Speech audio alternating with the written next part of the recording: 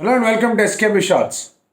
Series victory South ఆఫ్రికాలో నేను ఈ మూడు మ్యాచ్ల్లో కూడా ఎస్పెషల్లీ లాస్ట్ రెండు మ్యాచ్ల్లో ఈ సిరీస్ విక్టరీ అనే పదం ఎందుకు మాట్లాడుతున్నాను అంటే ఎప్పుడూ చెప్తూ ఉంటా బయలాటరల్ సిరీస్ గెలవడం పెద్ద ముఖ్యం కాదు, కరెక్ట్ అయిన రీతిలో ప్రిపేర్ అవ్వాలి అని. బట్ ఈ సిరీస్ విక్టరీ గురించి చాలాసార్లు మాట్లాడా.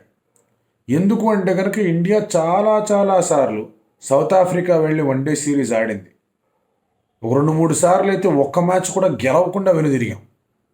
కేవలం ఒకే ఒక్కసారి వన్డే సిరీస్ ఇండియా గెలిచింది సౌత్ ఆఫ్రికాలో, విరాట్ కోహ్లీ నేతృత్వంలో 2018లో. అది కూడా 5 మ్యాచెస్ అక్కడ గెలవడం అనేది చూసాం. అంతకుముందు 2-3తో ఓడిపోయిన సందర్భాలు ఉన్నాయి, ఆ తర్వాత 2-0తో ఓడిపోయిన సందర్భాలు ఉన్నాయి, 2006లో 4-0తో ఓడిపోయిన సందర్భాలు ఉన్నాయి, లాస్ట్ టైం వెళ్ళినప్పుడు 3-0తో ఓడిపోయిన సందర్భాలు ఉన్నాయి ఇదే కేఎల్ రాహుల్ క్యాప్టెన్సీలో. ఒక clueless KL Rahul in 2022 starting to completely evolved master mind behind the stumps. Super journey అది కేఎల్ రాహుల్ది లాస్ట్ 1.5-2 ఇయర్స్లో.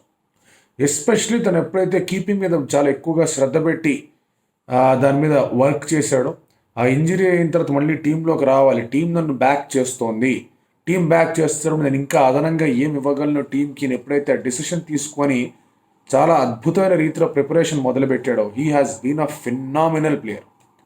యాజ్ అ ప్లేయర్ ఈ సిరీస్లో తన కాంట్రిబ్యూషన్స్ తక్కువే, no doubts about that. But as keeper కానీ యాజ్ క్యాప్టెన్ కానీ మైండ్ బ్లోయింగ్. పొద్దున ప్రివ్యూలో కూడా చెప్పా, I would prefer KL Rahul keeping. Second మ్యాచ్లో కీపింగ్ చేయాలి, బట్ కీపింగ్ చేస్తే కనుక ఒక డిఫరెంట్ వైబ్ ఉంటుంది కేఎల్ రాహుల్లో అని అది కనిపించింది కూడా. మంచి సెన్స్ ఆఫ్ హ్యూమర్ కూడా ఉంది. పైగా కేశవ్ మహారాజ్ వస్తే రామ్ సియారాం పాట, ఆది పురుష్ పాట పెడుతుంటే కేశవ్ భాయ్ నువ్వు ఎప్పుడు వచ్చినా ఇదే పాట పెడతారు గమనించావని చెప్పి కామెడీ కూడా చేశాడు. బౌలర్ రొటేషన్ చాలా బాగుంది. Everything went well as captain for him. And అందుకే ట్రిమెండస్ అచీవ్మెంట్. తనకి ఎంత క్రెడిట్ ఇచ్చినా కూడా తక్కువే. 2022లో ఎప్పుడైతే విరాట్ కోహ్లీ క్యాప్టెన్సీ నుంచి పక్కకు వచ్చాడో, రోహిత్ శర్మ సిరీస్ ఇంజరీ కారణంగా ఆడలేదు, ఇవన్నీ జరుగుతూ ఉన్న ఈ నేపథ్యంలో సడన్లీ యూ సా హిమ్, ఏంది ఇది, నేను ఎట్లా క్యాప్టెన్ అయిపోయాను, ఇదేం గోలా, ఏంది ఇది నాకు అని చెప్పేసి ఆలోచనలో పడ్డాడు. అండ్ దెన్ మెల్లమెల్లగా ఎప్పుడైతే తనకి ఓపెనర్గా T20లో కొన్ని ప్రాబ్లమ్స్ రావడం, ఆ ఇంజరీ అవ్వడం, కొన్నిసార్లు ఇంజరీ మంచి చేస్తుంది అంటారు, స్పోర్ట్లో సేయింగ్ ఉంది, like some times an injury is blessing in disguise అని. ఐ థింక్ కేఎల్ రాహుల్కి అదే అయింది. Now let's talk about this match particularly. ఈ మ్యాచ్లో 2 చేంజెస్ అనుకోలేదు చేంజెస్ చేస్తారని, ఎందుకంటే సిరీస్ గెలవాలంటే బెస్ట్ 11 ఇదా కాదా అనే డౌట్లు ఉంటాయి. But the went with those changes. అందులో ఒక change is an inspired change, at the same time opportunity ఇద్దాం అని ఒక జాలి చూపించే చేంజ్ కూడా. 5 మ్యాచ్లు అక్కడ కూర్చున్నాడు, 3 మ్యాచ్లు ఇక్కడ కూర్చున్నాడు, 2 మ్యాచ్లు ఇక్కడ కూర్చున్నాడు. మ్యాచ్ రాకపోతే ఎట్టాయి బాబు సుందరా అని చెప్పి సుందర్ని తీసుకొచ్చారు టీంలోకి, కుల్దీప్ యాదవ్ ప్లేస్లో. నాట్ అక్షర్ పటేల్ ప్లేస్లో, బట్ కుల్దీప్ యాదవ్ ప్లేస్లో తీసుకొచ్చారు. సో ఎందుకంటే కనుక అక్షర్ పటేల్ అగైన్ కుల్దీప్ యాదవ్ మినహాయించి మిగతా ఏ బౌలర్ కూడా ఒక ఫుల్ స్ట్రెంగ్త్ ఇండియన్ స్క్వాడ్ వచ్చిందంటే అందులో ఉండరు. ముఖేష్ ఉన్నాడు, ఆవేష్ ఉన్నాడు, హర్షదీప్ కూడా డౌటే, తర్వాత అక్షర్ పటేల్ ఉన్నాడు. ఎందుకంటే జడేజా వచ్చేస్తాడు, షమి, బుమ్రా, సిరాజ్ 4 రీప్లేస్ చేస్తారు. కుల్దీప్ ఒక్కడికే మళ్ళీ అక్కడ అవకాశం ఉంటుంది. ఆ ఆలోచనని పెట్టుకొని పర్వాలేదు కుల్దీప్ నువ్వు ఉండు, సుందర్ నువ్వు రా అని చెప్పారు, which is a phenomenal thought. రెండోది పటిదార్ని తీసుకొచ్చారు గాయక్వాడ్ ప్లేస్లో. ప్రాబ్లీ తను కూడా టీంతో ట్రావెల్ అయ్యాడు కాబట్టి ఒక మ్యాచ్ జరుగుంటే ఉంటుంది అనే ఆలోచనతోనే వచ్చారు. India loss the toss. Paarl అనే దానికి ఇండియన్ క్రికెట్కి చాలా పెద్ద చరిత్రే ఉంది. పార్ల్ అనే ఒక స్టేడియంలోనే సౌరవ్ గంగూలీ, సచిన్ తెండూల్కర్ ఒకనొక దశలో అది హయ్యెస్ట్ ఓపెనింగ్ పార్ట్నర్షిప్ అనేది నమోదు చేశారు. సో అంతటి ఇండియన్ కనెక్షన్ ఉంది ఆ స్టేడియంకి. అక్కడ ఎప్పుడైతే దేవర్ పుట్ టు బ్యాట్, పటిదార్ మంచి స్టార్ట్ వచ్చింది, అవుట్ అయ్యాడు. Sanju came in 1 down. Sanju Samson prefers batting at 1 down. But Indian cricket team ఆడేటప్పుడు 1 డౌన్ పొజిషన్ తనకి రాదు. అదే తనకి ఉన్న ప్రధానమైన సమస్య. ఎందుకంటే ప్రిఫర్స్ బ్యాటింగ్ 1 డౌన్, మహా అయితే 2 డౌన్. ఒక ఫుల్ స్ట్రెంత్ ఇండియా స్క్వాడ్ వచ్చిందంటే టీంలోనే ఉండడు, లేదంటే ఎక్కడో 6లోనో 7లోనో ఆడిస్తారు. సో తన ప్రిఫర్డ్ నెంబర్లో తను ఆడట్లేదు. తన preferred number at 3 is impossible till the great is around. Right, అది అందరూ ఒప్పుకునే విషయం. కోహ్లీ ఉన్నంత వరకు నెంబర్ 3 పొజిషన్ మారదు. సో అలాంటప్పుడు Sanju Samson might have to target number 4 position. దానికి ప్రత్యామ్నాయాలు చాలా ఎక్కువగా ఉన్నాయి. ఆ ప్రత్యామ్నాయాలకి తనకు వచ్చే అవకాశాలకి కాస్త పొంతన లేదు. వచ్చిన అవకాశాలు తన సరైన రీతిలో వాడుకోలేదన్న వార్తలో కూడా వాస్తవం ఉంది. బట్ ఈసారి ఏం చేశాడు, ఈ స్టార్టెడ్ కాషియస్గా స్టార్ట్ చేశాడు. మంచిగా ఆడాడు, ఒక పుల్ షాట్ ఆడాడు, బౌండరీ వచ్చింది, అలా స్కోర్ ముందుకు తీసుకెళ్ళాడు. సాయి సుదర్శన్ ఫస్ట్ 2 మ్యాచ్లు బాగా ఆడాడు, ఈ మ్యాచ్లో అవుట్ అయిపోయాడు. ఆ తర్వాత కేఎల్ రాహుల్తో కలిసి ఒక పార్ట్నర్షిప్ అనేది నెలకొల్పే ప్రయత్నం చేశాడు.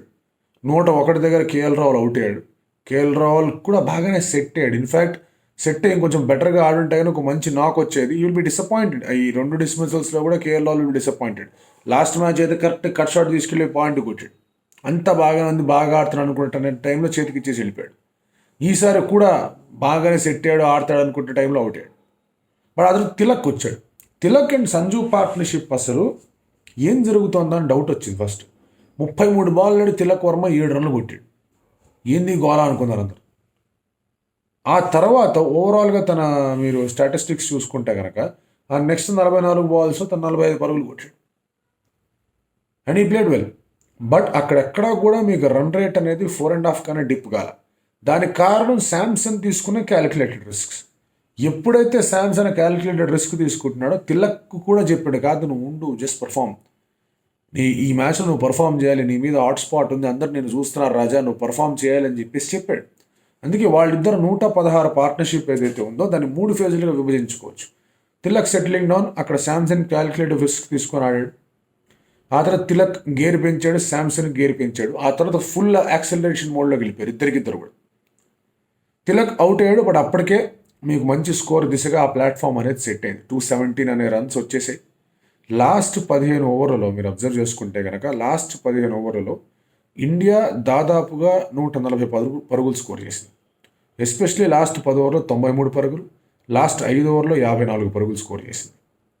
అందులో రింకు సింగ్ కాంట్రిబ్యూషన్ అమోఘంగా ఉంది. Excellent contribution from Rinku. Last మ్యాచ్లో మిస్ అయ్యాడు. లాస్ట్ మ్యాచ్లో తన wicket was one of the major turning points. తను ఉండుంటే ఒక 20-30 రన్లు ఎక్స్ట్రా వచ్చాయి, బట్ తను అవుట్ అయ్యాడు. ఈసారి మాత్రం ఆ 20-30 రన్లు ఎక్స్ట్రా రావడానికి తనే దగ్గరుండి ఆ స్కోర్ని ముందుకు తీసుకెళ్ళాడు. దానికి తోడు సుందర్, తర్వాత కాస్త కూస్తో అక్షర్, వీళ్ళ కాంట్రిబ్యూషన్స్ కూడా ఉన్నాయి కాబట్టి 297 దాకా ఆ స్కోర్ అనేది వెళ్ళింది. So this is what happen. Sundar, Akshar ఇద్దరు బ్యాటింగ్ చేయగలరు కాబట్టి 6 వచ్చింది, 2 4 వచ్చాయి వాళ్ళ దగ్గర నుంచి. అది స్కోర్ బోర్డు ముందుకెళ్ళింది. అక్కడ లేకుండా కుల్దీప్, బుమ్రాను ఉండుంటే కనుక సింగిల్స్ వచ్చి 10 రన్ల తక్కువకి ఇండియా 285కి అంతకు వెళ్ళేది, which is still winning score కాదనట్లేదు. బట్ ఆ 296, 297 అనేది ఇంకొంచెం అదనంగా ప్రెషర్ పెడుతుంది సౌత్ ఆఫ్రికా మీద. సో సౌత్ ఆఫ్రికా స్టార్ట్ చేసినప్పుడు హర్షదీప్ సింగ్ ఏంటంటే, హర్షదీప్ సింగ్ ఎప్పుడైతే తన వేరియేషన్స్ అన్నింటినీ కట్ డౌన్ చేసి స్వింగ్ మీద అండ్ అలాగే ఆ ఒకటే స్లోవర్ వన్, ఆ కట్టర్లు ఇంకేవో చేయకుండా నకిల్ బాల్ లాస్ట్లో ప్రయత్నం చేశాడు, గట్టిగా ముందు ప్రయత్నం చేయలేదు. స్వింగ్ మీద ఎప్పుడైతే 6కి 5 బాల్, 6కి 6 బాల్ ఎప్పుడైతే స్వింగ్ మీద ఫోకస్ చేసి వేస్తాడో హర్షదీప్ సింగ్ అసలు మైండ్ బ్లోయింగ్ బౌలర్. ఎప్పుడైతే వేరియేషన్స్ కోసం వెళ్తాడో, ఎప్పుడైతే రకరకాల అటెంప్ట్లు ట్రైల్ చేస్తాడో అక్కడ కొట్టేస్తాడు. T20 బౌలింగ్లో హర్షదీప్కి అదే అయింది. బట్ ఫస్ట్ 1 డేల మ్యాచ్లో కూడా చెప్పాను, మోస్ట్ ఆఫ్ హిస్ డెలివరీస్ తన ముందు పెట్టి స్వింగ్ చేద్దాం అనుకున్నాడు. తన ఫస్ట్ వచ్చిన ఇన్సైడ్ ఎడ్జ్ వికెట్ దగ్గర నుంచి ఫస్ట్ ఓడియాడు. ఇక్కడ ఈ వికెట్లో పెద్దగా ఏమీ లేదు. బట్ క్రెడిట్ టు హిమ్, తను అవుట్ అయిన వాళ్ళందరూ ఒక్క కేశవ్ మహారాజ్ను మినహాయించి, కేశవ్ మహారాజ్ ఒక గట్టి పుల్ షాట్ కొట్టపోయి అవుట్ అయ్యాడు. మిగతా వాళ్ళందరూ డిఫెండ్ చేస్తూనే అవుట్ అయ్యారు. అండ్ అందులో టాప్ ఆర్డర్ బ్యాట్స్మెన్ కూడా డిఫెండ్ చేస్తూ అవుట్ అయ్యారు. ఎస్పెషలీ టానీ డిజార్జీ అంత బాగా ఆడుతూ అద్భుతంగా రీతిలో ఆడుతున్నాడు. మళ్ళీ 3 ఫిగర్ల మార్క్ కొడతాడు, ఇదేంటబ్బా ఇట్ట తగులుకున్నాడు డిజార్జీ, టెస్ట్ మ్యాచ్లో కూడా ఉన్నాడు, ఏం చేస్తాడు అనుకునే టైంలో full length delivery was just trying to ఆ సింగిల్ తీసుకునే ప్రయత్నం చేశాడు. LBW out, first wicket caught behind. So ఈ రీతిలో హర్షదీప్ సింగ్ బౌలింగ్ వేయడం అనేది చాలా పెద్ద ప్లస్. తన కాన్ఫిడెన్స్కి ఇటు వరల్డ్ ఆఫ్ గుడ్. T20s అటు 5 మ్యాచ్లు కానివ్వండి, ఇటు 2 మ్యాచ్లు కానివ్వండి, కంప్లీట్లీ షాటర్డ్ అయిపోయాడు హర్షదీప్ సింగ్. ఏందని ఆ బౌలింగ్ ఏమైంది అనుకున్నాడు. బట్ 1 డేస్లో అక్కడ 5 వికెట్లు, ఇక్కడ 4 వికెట్లు, 9 వికెట్లు చూసిన తర్వాత మామూలు కాన్ఫిడెన్స్తో బయటికి రాడు. That is what you want from a player. అది బాగా వర్కౌట్ అయింది. ఆ తర్వాత ముఖేష్ రన్స్కి వెళ్ళాడు అనుకున్నా, but Mukesh also came in and got wickets. And దాంతో ముఖేష్ ఇన్ఫ్యాక్ట్ ఒక ఓవర్లో లాస్ట్ బాల్ ఎప్పుడైతే వికెట్ తీసాడో బాల్ కాస్త షేప్ కూడా అయింది. ఆవేష్ ఖాన్ రౌండ్ స్టంప్స్ వచ్చి ఇట్లా పెట్టి రిస్ట్ చేస్తాడు, ఒక కట్టర్లాగా వేస్తాడు, పడిన తర్వాత సీమ్ వల్ల మూవ్ అవుతుంది. But Mukesh the ball moved in the air also, చిన్న మూవ్మెంట్ ఇన్ ద ఎయిర్ కూడా కనిపించింది. మిల్లర్ అవుట్ అయ్యాడు. తర్వాత ఆవేష్ ఖాన్ కూడా వికెట్లు తీసాడు, టక తనేం తగ్గల, తను వికెట్లు తీస్తూ వచ్చాడు. ఈ ఫస్ట్ వన్ డే ఇంటర్నేషనల్స్లో ఇక్కడ బాగా రన్లు కొట్టారు తన్ని. స్టార్టింగ్లో బాగానే ఫస్ట్ ఓవర్ 9 రన్స్కి వెళ్ళాడు, ఆ తర్వాత మళ్ళీ కొట్టారు. 3 overs 23 దాకా స్కోర్ వెళ్ళింది. బట్ ఈ came back well and took wickets. So Harshdeep దగ్గర నుంచి వికెట్లు వచ్చాయి, ఆవేష్ దగ్గర నుంచి వికెట్లు వచ్చాయి. బట్ నిజమైన టర్నింగ్ పాయింట్ ప్రొవైడ్ చేసింది ఎవరు? Markram wicket.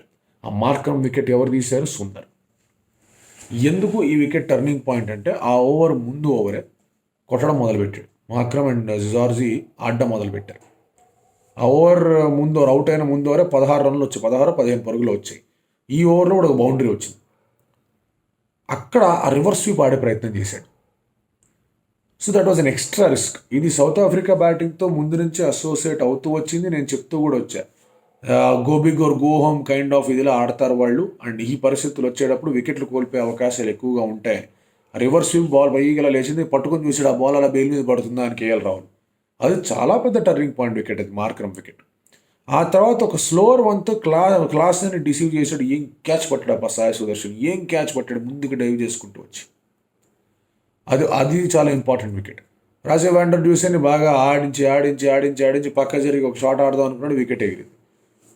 ఈ 3 వికెట్లలో మార్క్రమ్ కనుక ఉండుంటే things would have been different. పోటీ ఇంకొంచెం గట్టిగా ఉండేది, ఇంత ఈజీగా క్లోజ్ చేసేవాళ్ళు కాదు.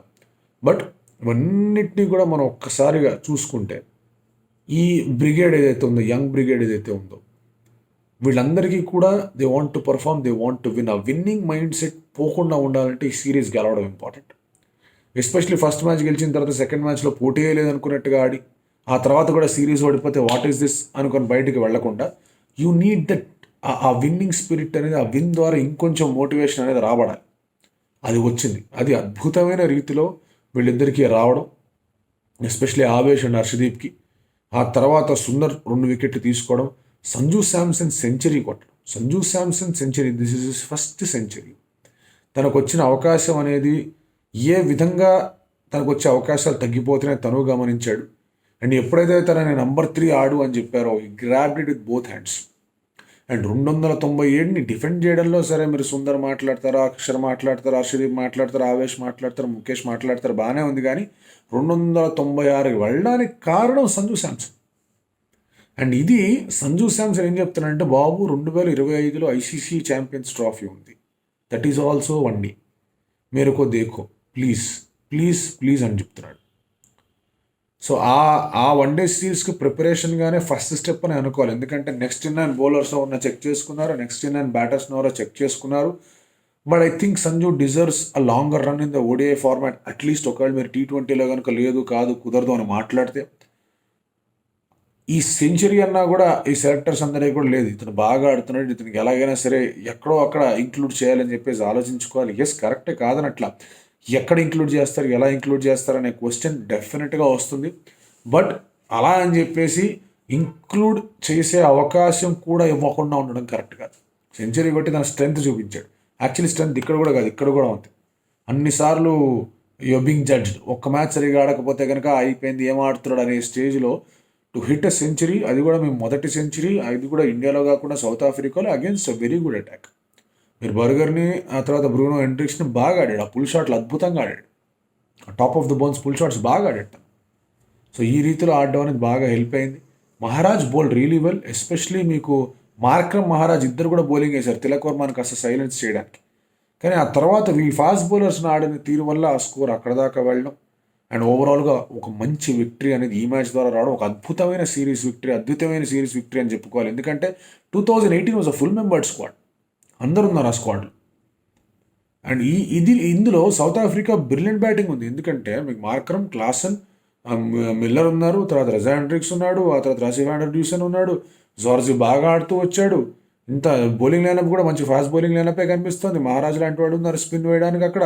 So it is not an ordinary team, it is not a B team of south Africa by any means. B team అనుకున్నా కూడా మన bowling taking on their batting is a completely different scenario.